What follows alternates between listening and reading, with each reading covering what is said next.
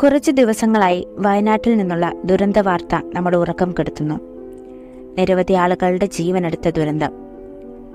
ദുഷ്കരമായ സാഹചര്യത്തിലും രക്ഷാപ്രവർത്തനത്തിനായി ഇന്ത്യൻ സൈന്യം മുണ്ടക്കൈ ഗ്രാമത്തിൽ 190 അടി നീളമുള്ള ഒരു ബെയിലി പാലം നിർമ്മിച്ചു. എന്താണ് ബെയിലി പാലം? എന്താണ് ബെയിലി പാലത്തിന്റെ ചരിത്രം? നമുക്ക് നോക്കാം.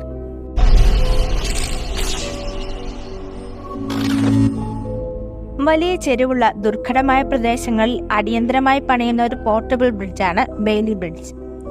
ദുരന്ത നിവാരണത്തിലും സൈനികാവശ്യങ്ങൾക്കുമാണ് ഇത്തരം പാലങ്ങൾ നിർമ്മിക്കുന്നത്. 2ാം ലോക മഹായുദ്ധ സമയത്ത് സൈനിക ആവശ്യങ്ങൾക്കായി വികസിപ്പിച്ചെടുത്ത ഒരു പാലമാണിത്. 1940 ബ്രിട്ടീഷുകാരാണ് ഈ പാലം ആദ്യമായി കണ്ടുപിടിച്ചത്. പ്രധാനമായും British, Canadian, American military engineering യൂണിറ്റുകൾ ഇത് വ്യാപകമായി ഉപയോഗിച്ചിരുന്നു. ഒരു ബെയിലി പാലം നിർമ്മിക്കുന്നതിനായി പ്രത്യേക ഉപകരണങ്ങളുടെ സഹായം ആവശ്യമില്ല എന്നതാണ് ഇതിന്റെ പ്രധാന ഉപകാരം. വലിയ ദുർഘടമായ പ്രദേശങ്ങളിൽ യാത്രാ ഗതാഗതത്തിനും ചരക്ക് നീക്കത്തിനും സൈനിക ആവശ്യങ്ങൾക്കും ഈ പാലം ഉപയോഗിച്ചു വരുന്നു. കൂടാതെ ഈ പാലത്തിന്റെ നീളം കൂട്ടുവാനും കുറയ്ക്കാനും സാധിക്കുന്നു. മാത്രമല്ല, പാലം ഉയർത്താനും താഴ്ത്താനും ക്രെയിനിന്റെ ആവശ്യം വരുന്നില്ല. മാനുവലായാണ് പാലത്തിന്റെ ഉയരം ക്രമീകരിക്കുന്നത്. എന്നാൽ ആദ്യകാലങ്ങളിൽ സൈനിക പാലങ്ങൾ ഉയർത്തുന്നതിനും താഴ്ത്തുന്നതിനും ക്രെയിനുകൾ ഉപയോഗിച്ചിരുന്നു. ബെയിലി പാലങ്ങൾ നിർമ്മിച്ചിരിക്കുന്നത് സ്റ്റീൽ അലോയ് കൊണ്ടാണ്. അതുകൊണ്ട് തന്നെ ബ്രിഡ്ജിന്റെ ഓരോ ഭാഗങ്ങളും വളരെ എളുപ്പത്തിൽ ആളുകൾക്ക് വഹിക്കാൻ കഴിയുന്നു. 3 പ്രധാന ഭാഗങ്ങളാണ് പാലത്തിനുള്ളത്. പാലത്തിന്റെ 2 വശങ്ങളിൽ കാണുന്ന പാനലുകളാണ് പാലത്തിന് ബലം നൽകുന്നത്.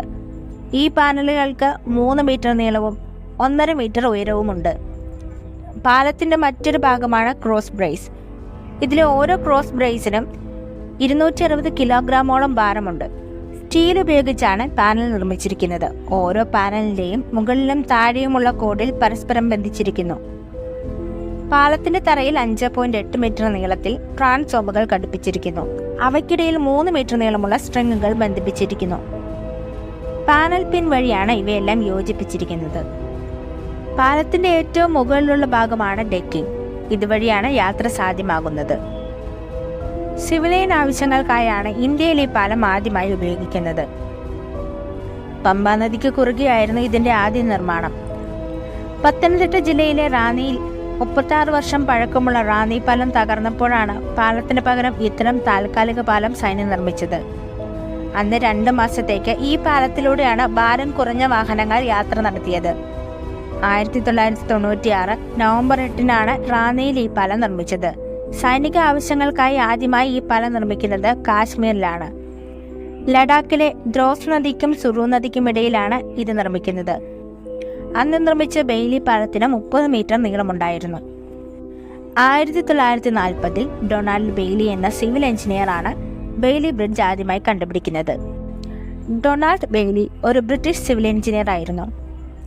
1935 അവസാനമായിരുന്നു ബെയ്ലി പാലത്തിന്റെ പ്രോട്ടോടൈപ്പ് നിർദ്ദേശിക്കുന്നത്. എന്നാൽ അന്ന് ആ ആശയം ബ്രിട്ടീഷ് ഗവൺമെന്റ് നിരസിച്ചു. പിന്നീട് 1940 ബെയ്ലി ഒരു കവറിന്റെ പിൻഭാഗത്ത് പാലത്തിന്റെ ഒരു പ്രോട്ടോടൈപ്പ് ചിത്രം വരയ്ക്കുകയുണ്ടായി. ഇത് ബ്രിട്ടീഷ് മേലധികാരികൾ കാണാനിടയായി. ഈ പാലത്തിന്റെ പ്രോട്ടോടൈപ്പ് ചിത്രം അവർക്ക് ഇഷ്ടപ്പെടുകയും 1941 മെയ് 1-നകം പൂർത്തിയാക്കിയ ഒരു പൂർണ്ണമായ പ്രോട്ടോടൈപ്പ് വേണമെന്ന് ബ്രിട്ടീഷ് സപ്ലൈ മന്ത്രാലയം ബെയ്ലിയോട് അഭ്യർത്ഥിക്കുകയും ചെയ്തു. റാൽഫ് ഫ്രീമാൻ എന്ന മറ്റൊരു സിവിൽ എഞ്ചിനീയറിന്റെ സഹായത്തോടെ ഡൊണാൾഡ് ബെയ്ലി പാലത്തിന്റെ പണി പൂർത്തീകരിച്ചു.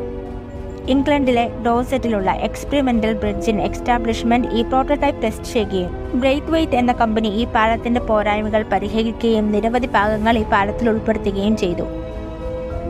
1941 ഈ പാലത്തിന്റെ ആദ്യ പരീക്ഷണം. ആദ്യകാല പരീക്ഷണങ്ങൾ വയലിന് കുറുകെയായിരുന്നു. പരീക്ഷണം വിജയകരമായതോടെ 1941 ജൂലൈയിൽ പാലത്തിന്റെ പൂർണ്ണ ഉൽപാദനം ആരംഭിച്ചു. ആയിരക്കണക്കിന് തൊഴിലാളികളും ലിറ്റിൽ വുഡ്സ് ഉൾപ്പെടെയുള്ള 650-ലധികം സ്ഥാപനങ്ങളും പാലത്തിന്റെ നിർമ്മാണത്തിൽ ഏർപ്പെട്ടു. ശേഷം ക്രോപ്സ് ഓഫ് റോയൽ എഞ്ചിനീയറിംഗ് 1942 ഈ പാലം വടക്കേ ആഫ്രിക്കയിൽ ആദ്യമായി ഉപയോഗിച്ചു. ഡൊണാൾഡ് ബെയ്ലിക്ക് തന്റെ കണ്ടുപിടുത്തത്തിന് പിന്നീട് നൈറ്റ് പദവി ലഭിക്കുകയും 12,000 പൗണ്ട് സമ്മാനം ലഭിക്കുകയും ചെയ്തു.